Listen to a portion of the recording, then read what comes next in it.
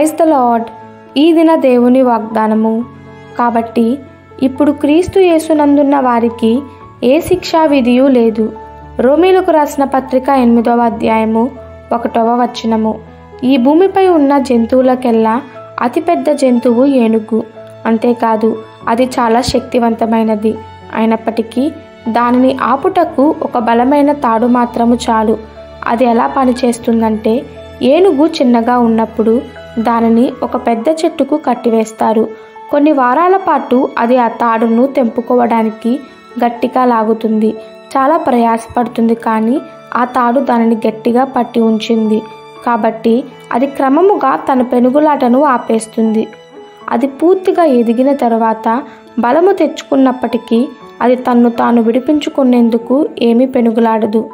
ఎందుకంటే తన బలము కట్టివేయబడి ఉన్నదను భావన కలిగి అది ఆగిపోతుంది.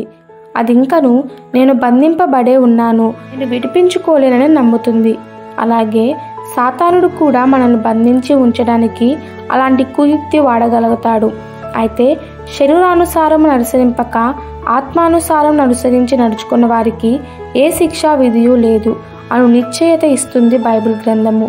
మన పాప మరణ నియమముల నుండి విడిపింపబడ్డాము, కానీ మన ఆత్మకు శత్రువైన వాడు మనల్ని ఇంకనూ పాపము యొక్క ఆధీనంలో ఉన్నామని మనను నమ్మినట్లు చేస్తున్నాడు.